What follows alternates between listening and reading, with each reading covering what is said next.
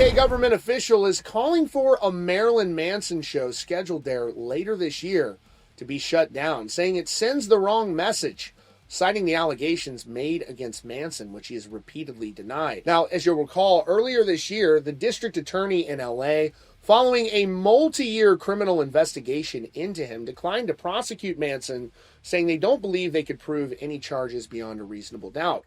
They also cited the statute of limitations. Now, coincidentally, Manson is just the latest rock star to face issues performing in the UK.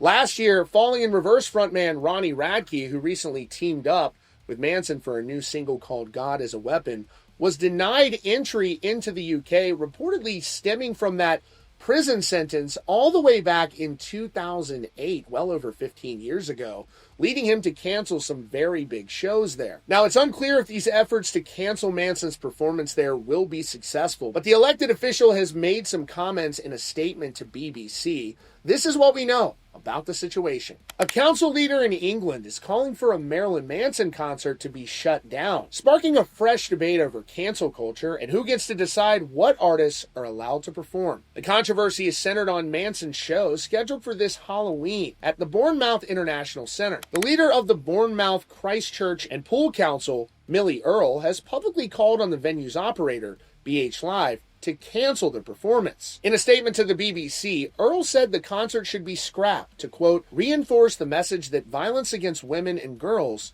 isn't something that's acceptable in our community. She directly connected her stance to the council's broader initiatives, explaining, quote, I don't feel Marilyn Manson reflects the values we have in BCP, and we've been doing a lot of work around things like the White Ribbon Accreditation Scheme, which helps men and boys change negative, damaging behaviors. So I've asked that BH Live reconsider hosting Marilyn Manson later this year. Now, this is hardly the first time that Manson has faced criticism or backlash or even calls to cancel his performance, so it remains to be seen if the effort will be successful, but there certainly are issues with musicians being able to perform in the UK. And I would even say this situation is a lot different than the efforts that Manson has faced in the past to cancel his performances. The push for the cancellation comes even though harassment and abuse allegations against Manson have faced legal hurdles. Back in January, prosecutors in California dropped a criminal investigation citing the statute of limitations and stating they could not prove the charges beyond a reasonable doubt. This puts the venue and its operator, BH Live, in a difficult position.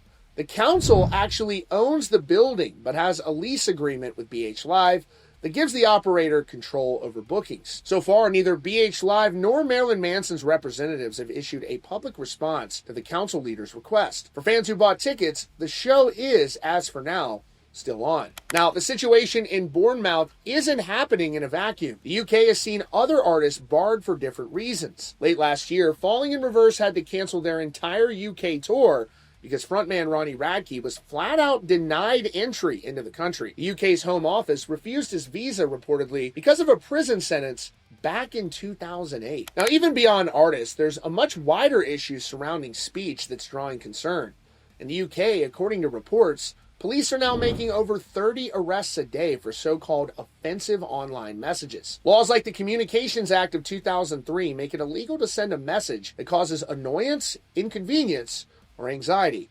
This reportedly led to more than 12,000 arrests in 2023 alone, leading to criticism from civil liberties groups. Of course, this all adds up to a complicated environment for musicians, venues, and the fans. The Marilyn Manson situation is just the latest flashpoint, raising the question between where the line is between upholding community values and allowing for artistic freedom, especially when the legal system hasn't resulted in a guilty verdict. So, of course, this show is still scheduled to take place, but it's a complicated situation considering that community actually owns the building, even though someone else handles the booking. So we'll have to see how this all takes place. As of now, Marilyn Manson has not responded to the situation. I'd be curious to hear what you think down in the comments. And shout out to the Feed fam for all your support. You can join for just $5 a month. Got the members up on the screen.